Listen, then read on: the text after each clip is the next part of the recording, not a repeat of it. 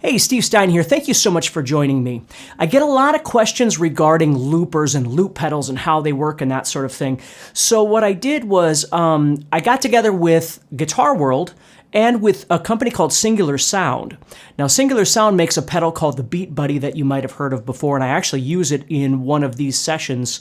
But they also make a product called the Aeros Loop Studio.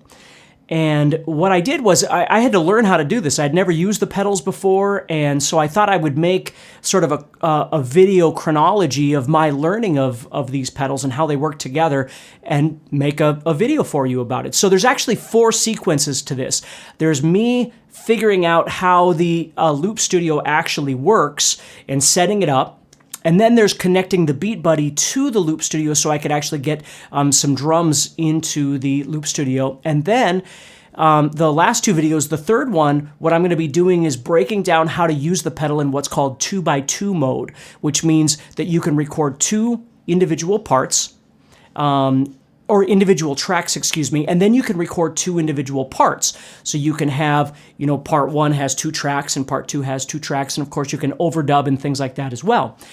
And then the 4th section, what I do is I break down what they call the 6x6 mode, which is 6 tracks and 6 parts. So what I wanted to do is just sort of log the whole journey that I went through to figure out all of this stuff, and it might make it easier for you. Now the pedals, let's just stick with the Loop Studio for now. It's an amazing pedal. There's a lot of stuff that you can do, but there is a bit of a learning curve, as with most pedals like this. It's not just something you can turn on and off, but you have to actually get used to it a little bit. And so what I wanted to do is show you some of the things that I was having a hard time with and some of the things that came very easy, and then explain to you, what I learned in the process. So sit back and take some notes and see if this pedal is something that you're looking for. It really is an amazing pedal. You can use it in the studio. You could use it live. I've heard people actually just replace, if you're not really a software person, instead of using a digital audio workstation, this could be your digital audio workstation, but at your feet, right? So let's start with the first section and go from there. All right, so let's look at what I've learned so far in terms of actually hooking it up and how I've got it hooked up. And then you can decide what works best for you as well. So the first thing here is that I've got 2 inputs coming in. One of my inputs is actually coming from my Kemper, okay? And you could be running in through anything you want. But one thing that I found really amazing about this Loop Studio is that I could send, whatever amp I want from my Kemper in here and record it. And then when I change the tone and record another part, it records that new part. Where a lot of times, if you know what I mean with using loopers, you oftentimes, when you change the part, it changes the part that you recorded as well. So if I had a clean part and I moved to a distortion or something, this does not do that. And you'll see that in my demonstrations as I go through here. But anyway, so this is Kemper coming in here. And then right here, I've got a direct input that I'm going to be using for acoustic and for bass. Now, you wouldn't have to use 2 different inputs. You could use one input and then just switch out your instruments and that sort of thing. Or you might want to run both inputs and have 2 different things playing at the same time, which is kind of cool. So maybe somebody, your friend is recording in this channel and you're recording in this channel or something like that. So there's lots of different ways that you could record with these inputs, okay? And then what I've got coming out of here, and this is what I want to show you, and then I'll get to some of what I've got on the screen here too, but I'm coming out of these, and let me show you these right here. So if I turn it up here, okay, these are the outputs. You can kind of see that. These are the inputs, right? I don't have an expression pedal set up right now. And then if you see that glare right here, that's actually my microphone. The screen isn't dirty. It's just the reflection of my microphone up here. So anyway, I'm running out, stereo out into my audio interface. Now, it took me a while to kind of explore this. You don't need to run stereo out. You don't need to run left and right. You can just run, mono out too, but you need to change the settings in there, which is what we're going to look at here as well. So you could either use a Y cable and come out of there and run into something, or you could just run mono, but I'm going to show you how to set it up inside here. So the Wi-Fi is connected. Of course, that's really nice to be able to do to get your updates, right? And you can see I'm all up to date here. But it's very easy. Once you get set up, it'll tell you whether or not you need anything. So let's come over to the settings. This is what I really want to show you right now. So in the settings, the first thing we've got there, let me grab my glasses here. The first thing we've got there is the recording source. So I've got main inputs, Okay, auxiliary inputs over here for a recording source. As I understand it, you'll be able to do that sometime in the future, but again, maybe somebody else can verify that for me. And the reason I asked, I got a hold of Aeros and asked them about this because I was looking at trying to input maybe a drum beat or something like that, an MP3 or an audio file of a drum beat. And they suggested that I try using the Beat Bunny at this time, which I'll show you the Beat Bunny in a little while as well. So I've got my main in. My main input level is instrument. You know, if you're running a keyboard or something, you might change that to line in.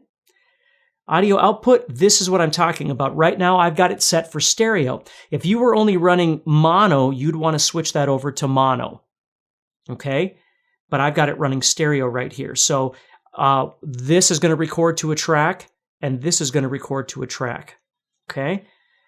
And in terms of my output, okay? So they're going to two separate channels on my audio interface. Loopback playback routing is main out. Or loop playback, excuse me, main output routing is main out. I've just got everything set for main out. Auxiliary in routing would be auxiliary out, but again, I'm not using that at this point. Click routing. Now, click routing means the click track that you set up in here, whether it's the intro click or it's the click that goes through the entire song, which I'll show you in just a little bit. Right now, it's set for main out, so you're going to hear it, but I could have routed that to the auxiliary output and then plugged like a set of headphones or something in here, and that way I can hear it, but nobody else can hear it. Maybe for live performance, you'd want to do something like that. I think that's a great idea. And the auxiliary out absolutely does work. I'm just not running it that way. I'm just running my click to the main out. Click. Right here, click after recording first track. Now, what that does is after you record that first track, the click, you'll hear the intro click if you've got it set up for an intro click. Let me show you that right down. Oh, it's in the other part. I'll show you that in just a second. So basically, when you start the song, you'll have a lead in or a count in, and then there won't be any click after that. So it made it very, very difficult for me, even with the visual, to really line up to it. So I turn that on, and now you're going to hear the click all the way through. Again, I could route that to the auxiliary out and take the main out off of there, and then nobody else would hear it, right, if I was doing this live or something. But for my recording, I wanted that click on there, and you'll hear that in just a little bit. Click volume, and then none of this stuff I really worried about. Again, maybe something in there is something that you would need to edit, but I didn't need to do anything there. So that's all I really had to do there. Set it up for stereo, because that's what I'm running. I'm running instrument, input, main ins, and I'm running everything to the main outs. I'm not using the auxiliary out at all. Auxiliary in routing, I'm not using that. Okay, click routing to the main out, click after recording the first track, so we're good there. All right? Now, we're going to come over here to, there's the quick start guide where you can read about some stuff and things like that, but right now we're not going to worry about that. Okay, so songs and Loop Studio. So Loop Studio is where the action is. Okay, now I've already recorded something, but I will re-record it when I actually get to that part. But I wanted to show you kind of what's happening here. But right now what I'm going to do is I'm going to get out of here, okay, and I'm going to go back to the songs here. So if I go back out, and so heading back, if you look right here, there's my song. So if you look right here, see that little house right there? That sends me back to this page. So Loop Studio, here I am in my song, which we'll listen to and look at in just a second here. Okay. Here are my songs that I've done so far. And there's the settings I was just at, right? So we're going to go into songs just for now.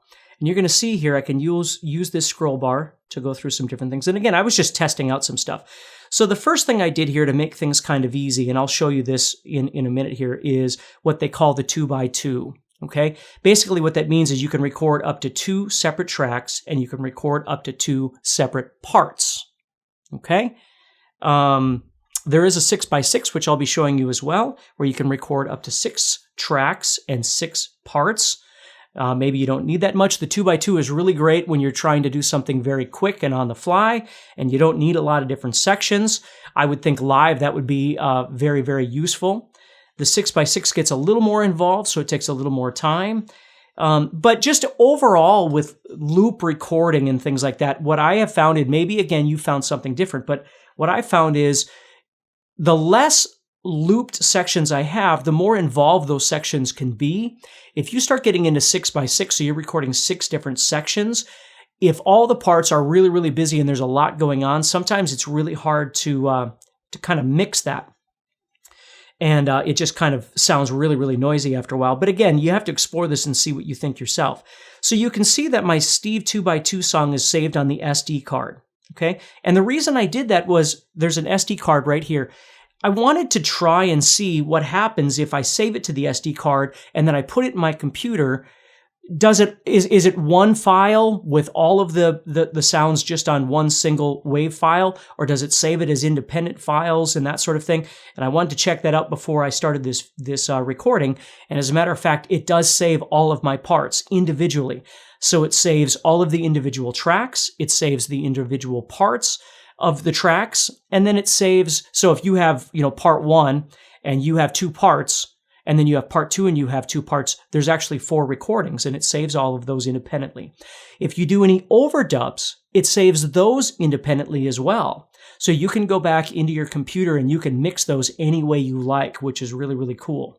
Okay, so what I can do here, now this is going to move the song. It's moving the song from the SD card to the Loop Studio. And the reason I did that was, before I started this video, it took a while to load it off the SD card. I don't know if it does that every time, but if I just put it directly on the Loop Studio itself and then do all of my playing and recording and that sort of thing, then save it back over to the SD card, take it out, put it in my computer, do what I want with it, and I'm ready to go.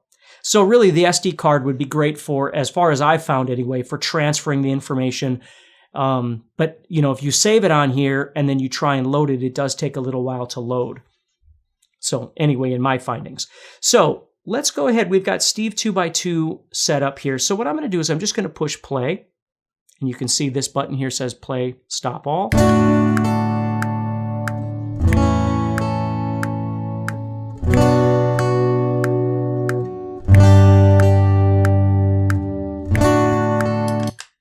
And if I press twice, it stops it immediately. Watch what happens if I press it and then just hit it once.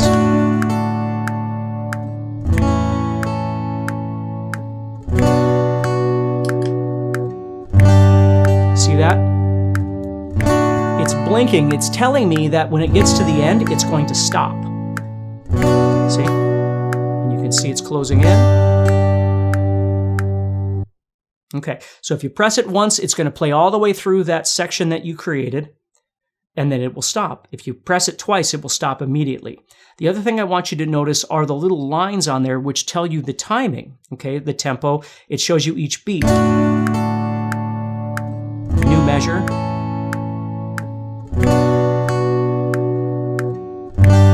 Now that's what I was talking about before. You can hear the click on my track. I like to hear the click when I'm recording things, but now that I've recorded it, I could actually go back and I could pull that click out if I wanted to, just to listen to it. And let's say I'm sick of listening to that click. So I can come down in here, hit off, and then get out of here, go back to my Loop Studio.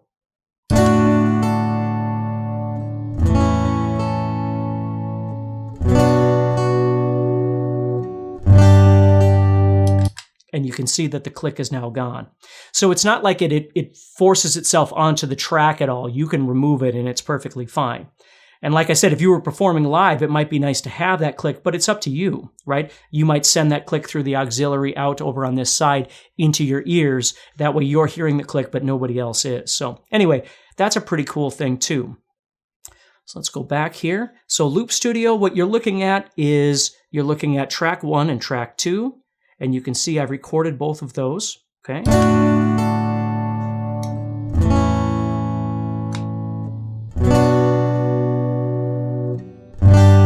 Okay, now this is off. Watch this. If I go back out, okay, and I go back in here, see, now it's gone. If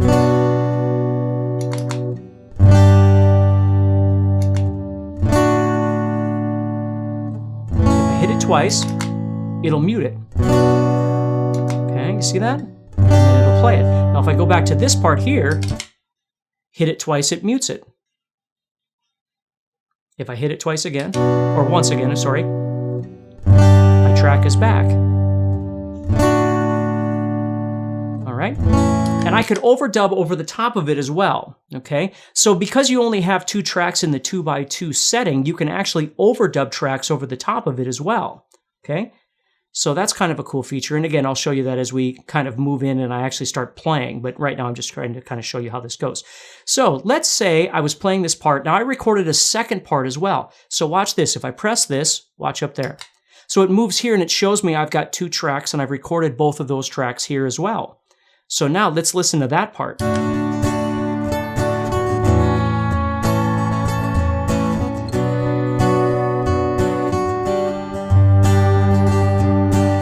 Now what I've actually got there is I've got one acoustic guitar that I'm strumming a bit more.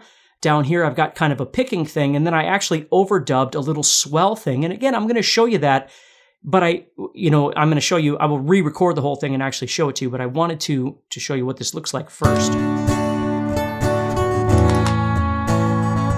Mutes that.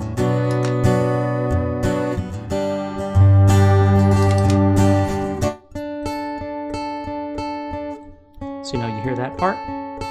Bring it back in. Now watch this. If I touch over here, one of these, it brings up this. So now I can see my 2 tracks there, and I can decide if I want to lower one of them. I can select which track I want, or the master. See that?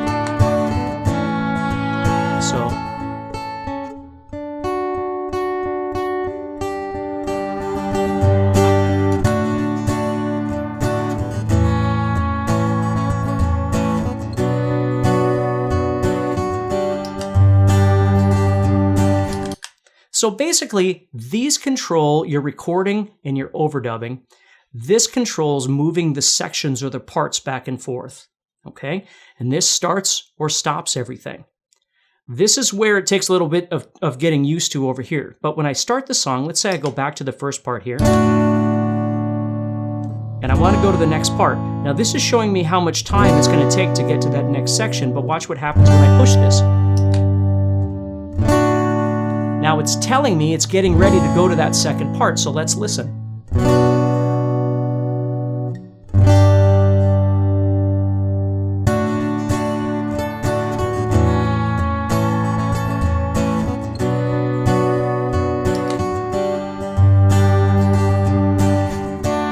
we're going to go back into that part. Back into the first part now.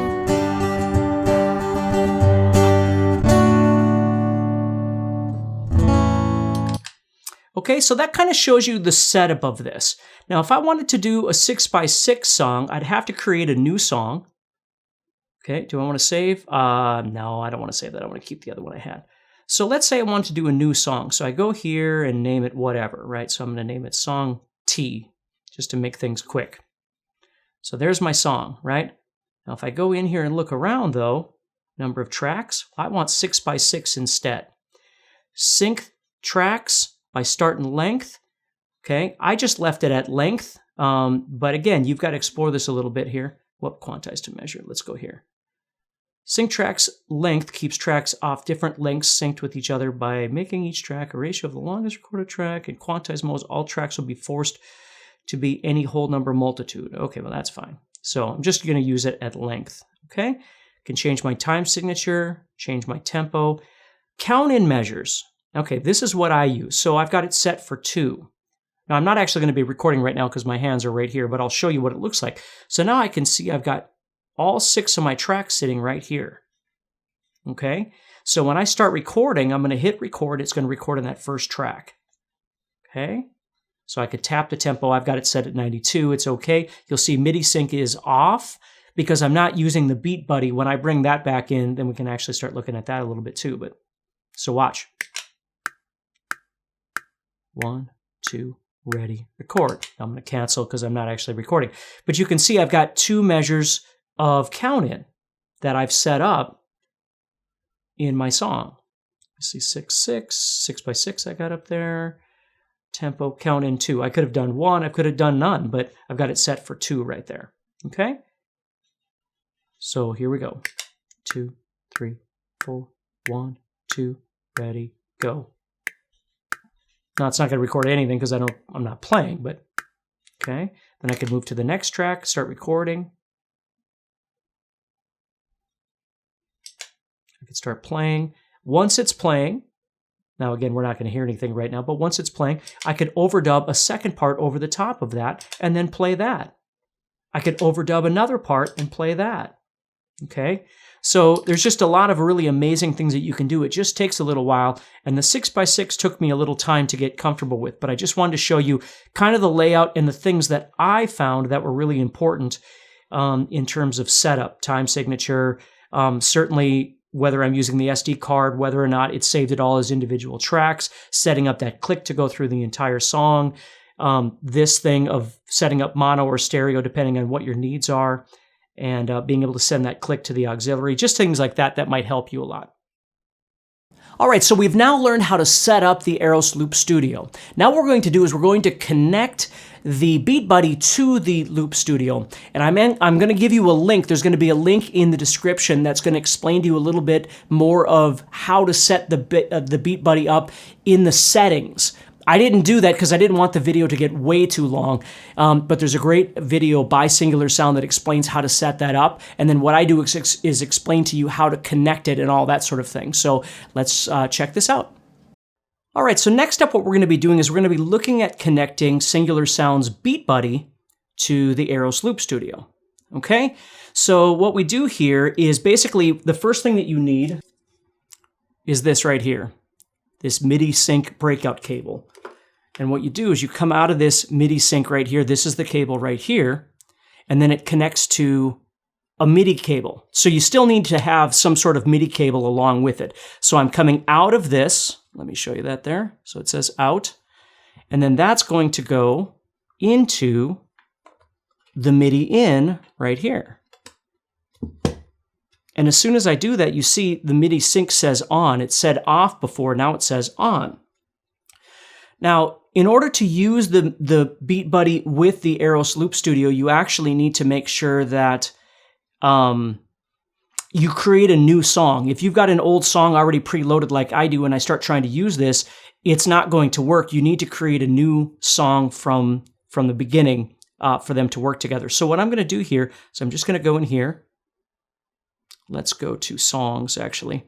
And I'm going to push the plus, create a new song. We'll just call this the new song T. Just anything is fine. Okay, and I just did a 2x2 here just to show you how to connect this. And then we're going to talk a little bit about the audio of this as well. So what I'm going to do here, record in stereo, number of tracks 2x2. I'm going to keep all of that exactly the same. Okay, count in measures I have set to 2.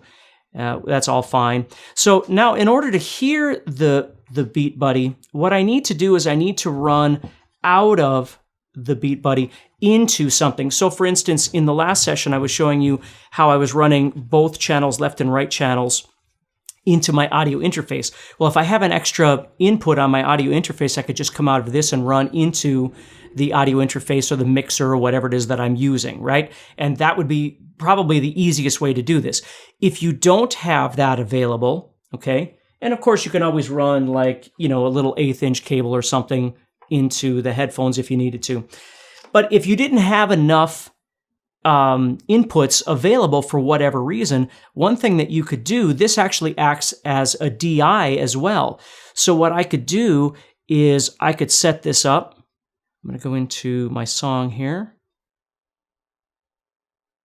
So I'm going to come down here and sync tracks, quantize, that's all good. I'm still trying to figure out exactly where to go for some of these things. So if I go to settings, that's probably where I want to be. Yep. So instead of being on stereo like I was for the last song, and you see I switched it to mono already so I could kind of be ready, but I would switch it over to mono. Now, if I switch it to mono, then what I could do is I could come out of the mono into the mono here, which means I don't need this second channel anymore. I could come out of that second channel in here, and now you're going to see, let's go to a pre-recorded song, just so you can hear what I'm doing here.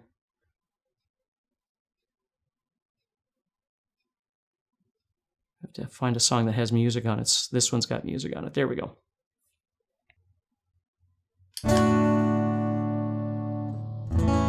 So that's now playing through here. And then going out to my audio interface or mixer or whatever.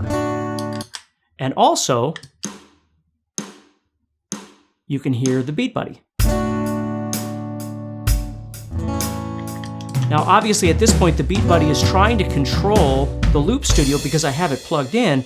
But again, because this is an old song and I just plugged this in, they're not understanding each other, right? So what I need to do, again, is I need to go to that new song. I think I called it Song T there, right? And now what I can do is if I look at my Beat Buddy, it says beats per minute 64. And here it says 64 as well. So if I was to take that tempo and change it on here, you're going to notice it start changing on there. You see that? So now what I can do is if I press play now, 2, 3, 4, 1, 2, ready. And I could start recording. So what it's doing is giving me the 2 measures. This is counting in 1 measure. And then this is starting and counting in 2 measures. Now I could change that again. If I don't need those extra measures, I could go in here. Again, I always forget if it's in this part. No, it's going to be in this part. So go back to the song. Here we go. So if I go down here to the bottom, I can change that to 0. And that way I just have the 1 count in from here. Like let's say you're performing live and you don't want 2 extra measures. You can just use the count in from this and then hit 0. And that way you can just start playing right away. I like to have those count in measures when I'm actually recording just because it gives me a little more time to prepare, but you certainly wouldn't need to. Okay. So with that in mind, okay, now we understand that this connects with a breakout cable. We only need to run the output of the MIDI into there. But we need to create a new song and then set up our tempo and everything like that. And again, you do need to set this up. There's a couple little things in the settings that you need to change so it understands the Aeros Loop Studio, but you can find those videos at Singular Sound on their YouTube page. There's a video that does a great job, and I can always link to that as well so you can see that. So the next thing is we're actually going to start trying to record a little bit using the Beat Buddy as well as the Aeros Loop Studio.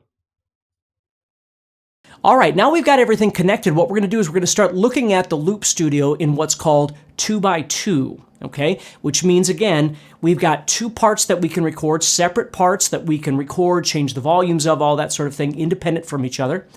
And we can record 2 different sections, okay? So we can record 2 different tracks, we can record 2 different sections, and then have those repeat. So let's check out how that goes. All right, Steve Stine from Guitar Zoom here. We're going to be looking at now creating a song or a loop using Singular Sound's Aeros Loop Studio as well as the Beat Buddy by Singular Sound. And what I'm doing here is I'm just creating a simple 2x2 song. So this would be something maybe if you were performing live or you were just looking for some simple ideas, or maybe you just wanted to jam along. Like a lot of my students like to just create a little backing track and then jam along with stuff. So I think doing the 2x2, which is you get 2 parts, you get 2 recorded tracks, and you get 2 sections. Now you can overdub and things like that too.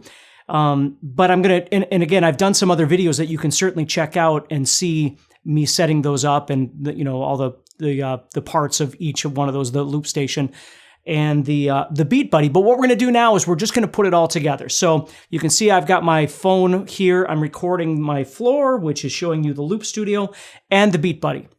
All right, so let's go ahead. Now what I've done is I've already preset this up so it's sitting at 92 beats per minute. It's at 4/4 time. And so what I'm going to do is I'm going to be using my Kemper. I'm going to have this sound. Hold on a second. I'm going to have this sound.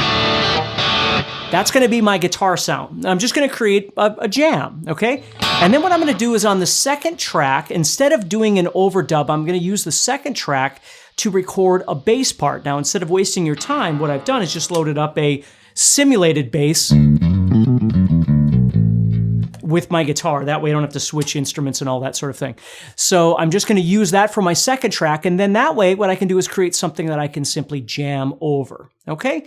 So let's go ahead and get started.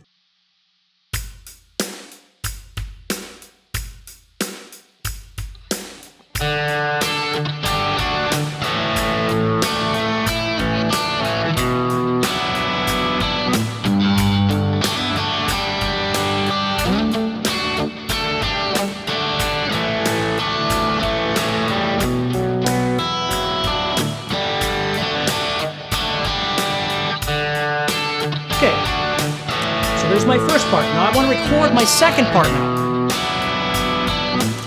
Switching over to the bass, keeping an eye on that. When it comes back to the beginning, I'm going to hit record, and we're going to go.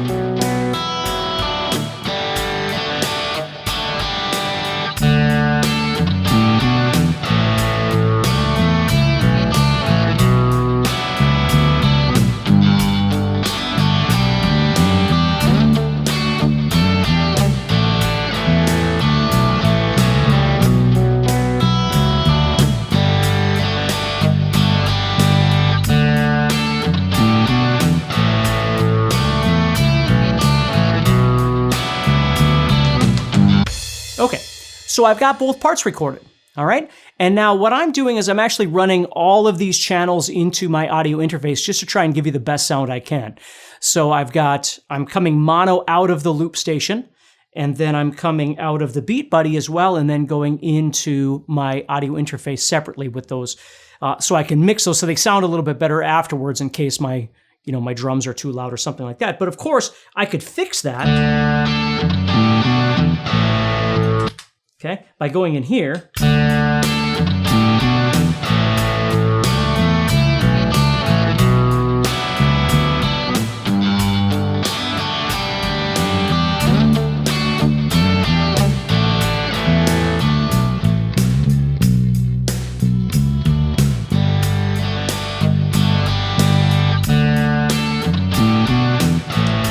Or even this.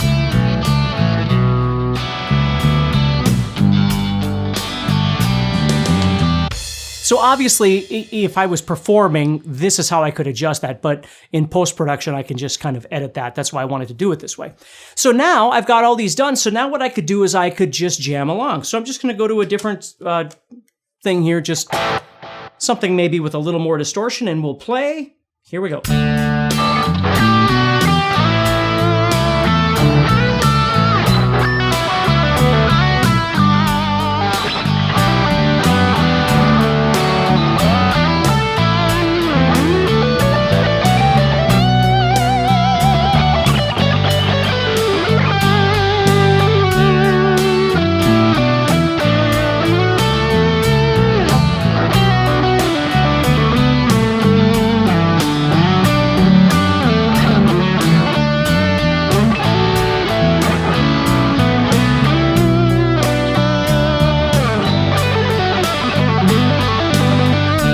Whatever. So, but it just gives you the idea, there we go, of how the 2x2 is going to work. So and of course I could overdub over these tracks too, but if I overdub over them, okay, again, then it becomes harder to try and mix the audio, the volumes of each thing. So that's why I just want to show you this.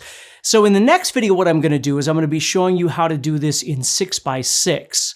And I'm going to use that more for like songwriting. I wouldn't be skilled enough to be able to loop all of those things in a real-time setting live. That wouldn't be something that I would be very comfortable doing. But I could see writing a song with that. So what I'm going to do is I might not use all 6 parts and, 6 different instrumentations and things like that. But I'm going to build an acoustic part and then add in a couple of little things as we keep going and kind of build that. So in the next video, I'm going to be dealing with the 6x6 idea. So hopefully that helps you a little bit in understanding some of the cool things you can do. Obviously, this 2x2 is really nice. Again, if you're doing some performances and you just need to build yourself a rhythm or a loop of some sort, and then you want to play over the top of it, and this thing is so expansive in terms of the overdubbing and things that you can do. You'd never run out of too many instrumentation tracks that you would want. And again, if you wanted individual control over those, then you would just scoot over to the 6x6, which is the next one I'm going to do.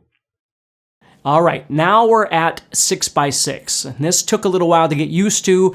But again, what's so awesome about the Loop Studio is that when you're ready to record, you can hit, as I'll show you, of course, you can hit the record button and wait until that measure comes up, and then you can start, which helped a lot for my timing, because 6x6 gets to be a little bit much. And I'd love to hear your feedback if you've worked with 6x6 before with this pedal. But let's go ahead and check it out and see how it works. All right, so what we're going to be doing in this video is we're going to be looking at the Aeros Loop Studio in the 6x6 format. So I've got 6 sections I can record, and I've got 6 parts that I can record. Now, I'm not going to be recording all of those, but basically what I'm going to be doing is treating this kind of like a digital audio workstation where I would normally record all my stuff. So I've already kind of thought about what parts I'm going to do. So once I get into it a little more, I'll know how many I actually want to do, but the first one will just be acoustic. Now, the second part will be acoustic with electric coming in. The third part will be, I'll just add in some volume swells and things like that. And then the fourth part, I'm going to solo over that part. So I'm just going to show you how I build this. And so what we've got here is, again, like the other videos I've done on this, I've got the Aeros Loop Studio connected to the Beat Buddy, and I'm running about 65 beats per minute. Now I've got this set on stereo. So if you look here, hopefully you can hear me okay. If I go into the settings, main in, instrument, stereo, I've got it set for stereo because I actually have 2 inputs put in there. I've got one for my acoustic into one channel, and then I've got one for my electric that I'll be using to record the bass parts and, you know, the electric parts, that sort of thing. I'll do that in the next section.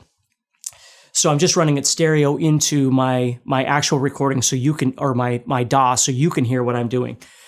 But anyway, that's how I've got this set up.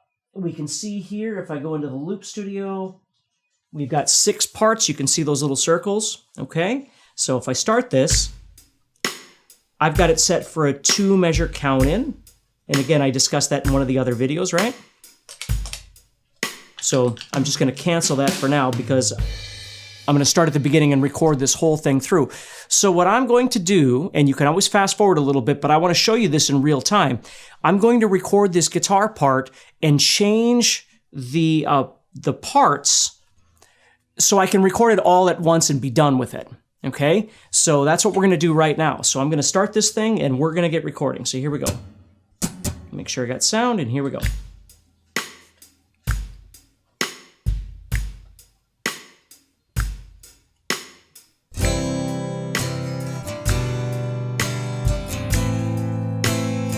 Now I'm going to switch over just so I'm ready when I get there.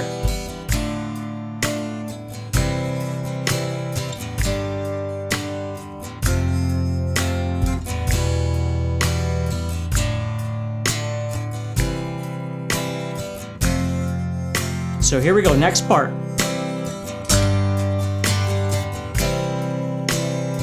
Same thing though, and you'll see why in a little bit.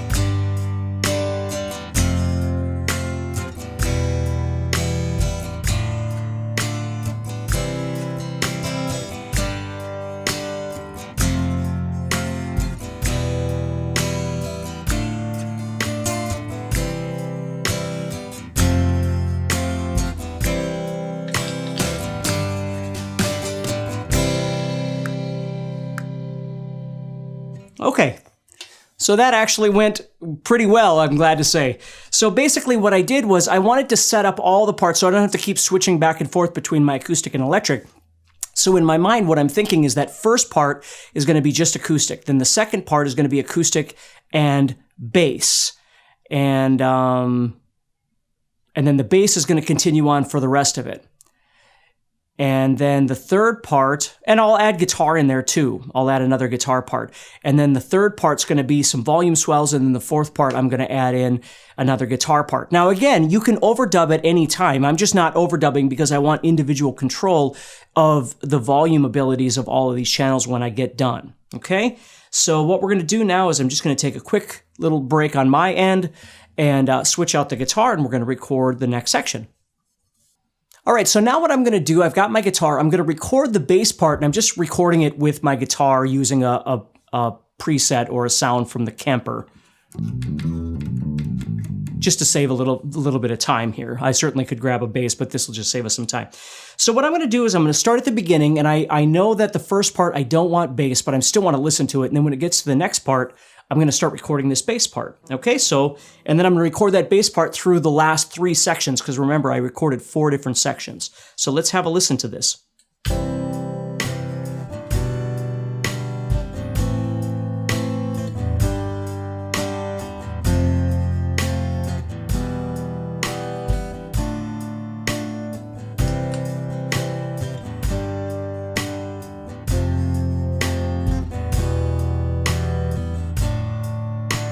So I'm ready on the next part.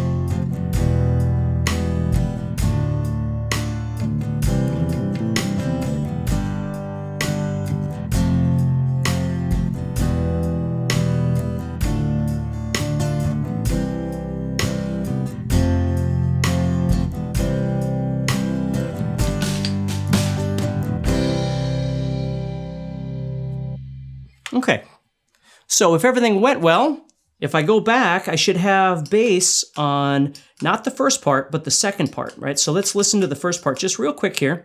We're just going to check it.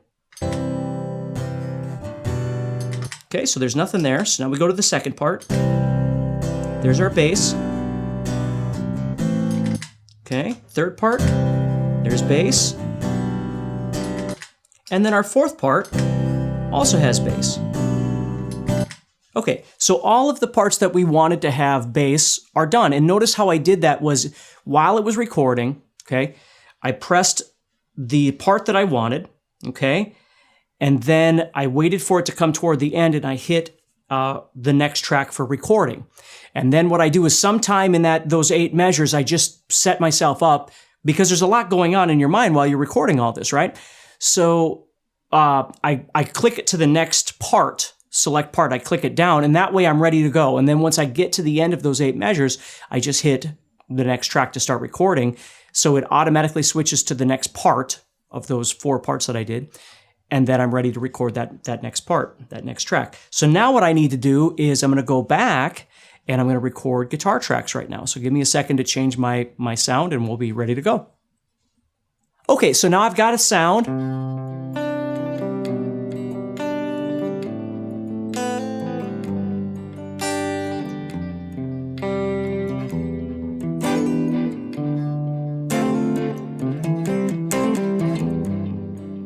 I'll use that for the recording. So what I'm going to do again in the first section that I recorded, I'm not putting this, I'm just going to listen to it just to prep myself. And then when I get to the second section where the bass comes in, this guitar part is going to play through those next 3 sections. And I'm just going to keep layering. Okay? And again, you don't have to listen to the whole thing if you don't want to. You can always fast forward a little bit. All right, so here we go. So I'm set for the next part. I can see where it says next track, so I'm going to be ready to go.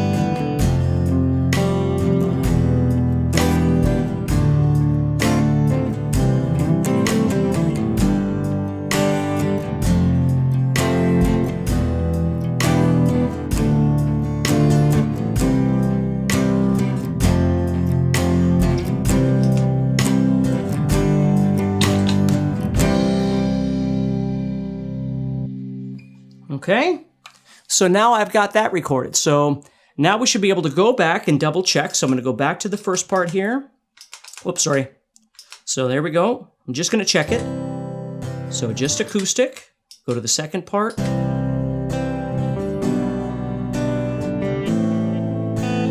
Now I'm going to mix that a little bit.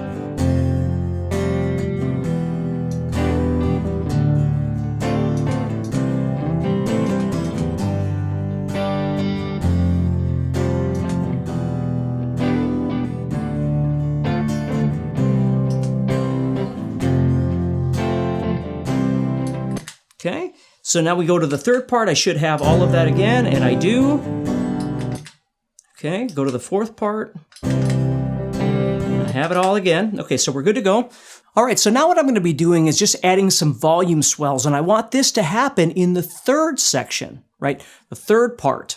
So what I'm going to do is I'm just going to back up to the first. We don't have to listen to all these parts. We'll go to the second part that leads into the third part, and that's where I'm going to start doing these volume swells. So again, same thing. Let me straighten that out. Same thing here. I'm just going to start it and then hit next part, hit the track, and you'll see that with my feet here. Here we go. So I'm going to change the part to the next part, and there's my next track. See that? So now I'm ready to go.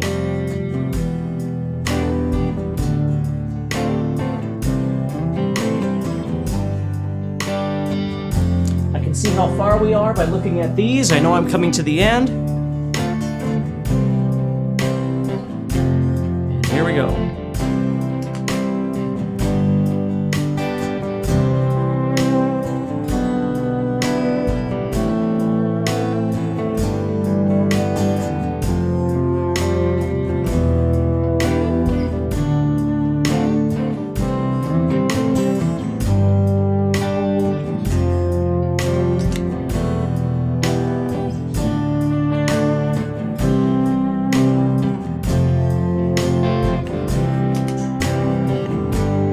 Next part.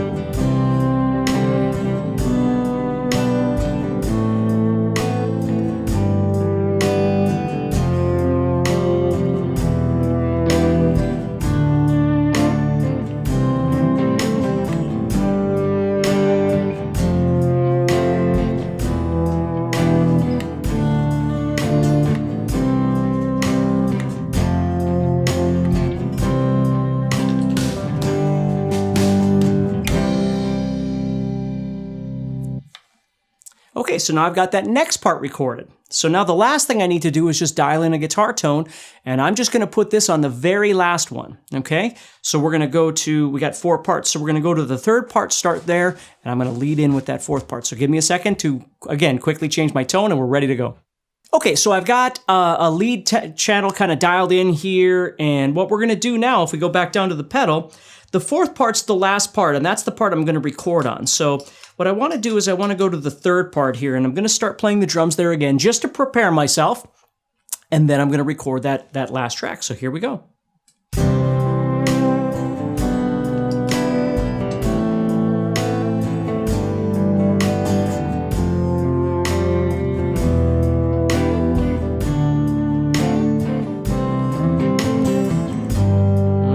Kind of getting ready here. And I'm going to hit that next track button when we get to that last measure.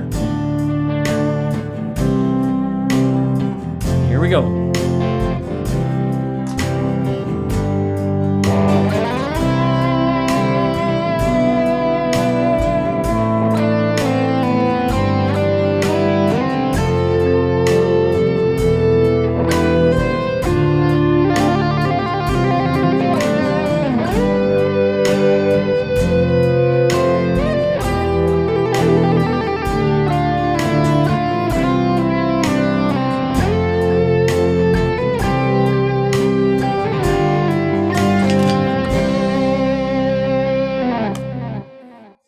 Okay, so that would be my whole track. I almost forgot to end the song on the beat, buddy. I was so enthralled with the solo. But there it is. So now let's go back and let's listen to that. So I'm going to go back to this last part here. So we're dropping down to the 4th part. There we go. Here we go. Actually, let's listen to it with drums, though.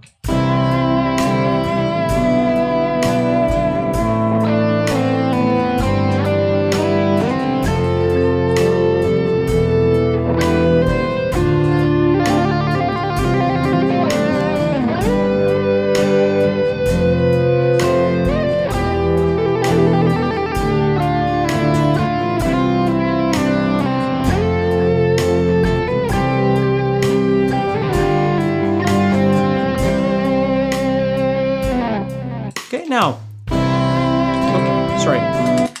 So what I could do, sorry, gotta shut everything up. It sounds like the guitar is a little hot, the lead guitar. So again, I could just play this last section.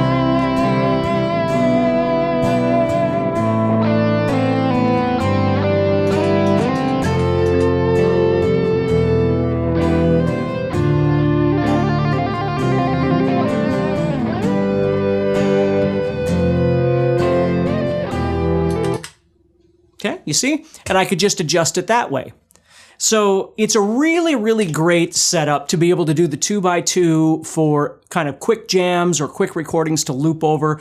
You know, again, I have a lot of students that love to make their own. We'll talk about something in our live sessions, and this way they could make the chord progression that I just talked about, find the tempo that works best for them, play it in whatever key they like, and then just simply jam over the top. But if you're looking for something far more complex, this is a great way of doing it.